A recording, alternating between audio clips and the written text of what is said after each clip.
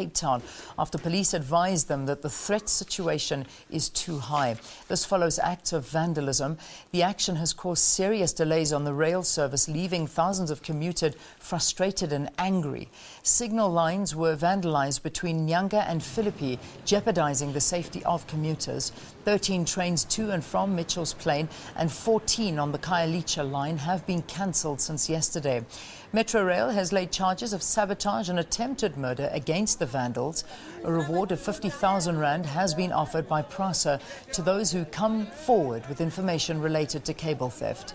Golden Arrow and My City buses will continue to ferry Cape Town commuters to work this morning to try and help commuters.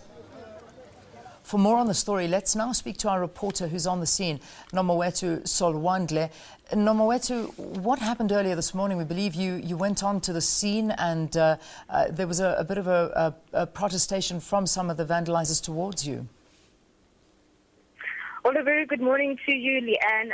Indeed, we woke up and we were in Khayelitsha Side C station this morning. We arrived there at about 6 o'clock and already there were hundreds and hundreds of commuters that were stranded. The situation wasn't very safe because we heard from commuters that from yesterday already, because they were being dropped off at Nyanga station and they had to walk to Khayelitsha, they were being targeted by criminals because now they knew that there wasn't provision for transport. So that was the situation. It wasn't exactly directed at us, but people were already warning us. Now, speaking to commuters, the situation is really, really bad because they say that they cannot afford to get on buses because they're more expensive, as well as taxis.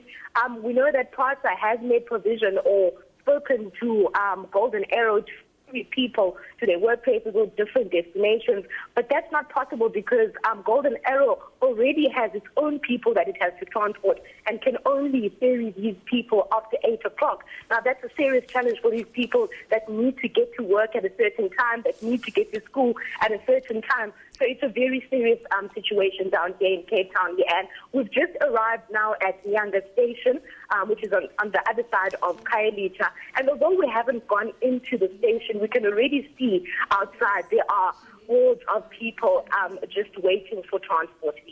Yeah. What are we dealing with? How many people are being affected? I mean, are we talking about 80 trains? These are thousands of people that I know that they're saying that the transport minister there in the province has said he wants making alternative plans with the buses. As you say, they are much more expensive, but to try and accommodate them, that's going to be exceptionally difficult. How many people are we looking at about? No, Leanne, it's definitely thousands. Like you said, 80 trains down. So those are thousands of people that have been affected. Like I say, I mean, a lot of people that use the trains are people that don't really have good jobs. So already they're having to spend like at least 300 rand on a train ticket for the month.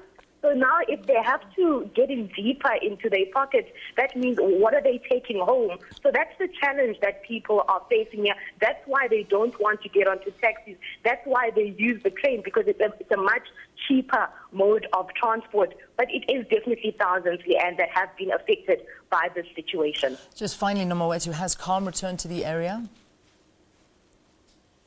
No, well, there's calm, Leanne, but people are definitely fearing for their lives because, like I said, criminals are taking advantage of this situation because people are having to stand around quite a lot waiting for transport, and they don't know when those buses will be able to take them to their different destinations. So you're having to wait around and not know, because, I mean, when you're going to get on a bus in the morning, you know that you're going to take the bus for 6 o'clock or 7 o'clock. So now you're waiting, not knowing. So criminals are definitely taking advantage of the situation. Like I said, we've also been warned, carrying cameras and cell phones into the area. And they're saying that you better be careful because even we are not safe in our own area. Yeah. Oh, all right. Nomawethu Solwandle, you'll keep monitoring that story. I know if anything happens, we certainly will go back to you standing there on the scene in Nyanga.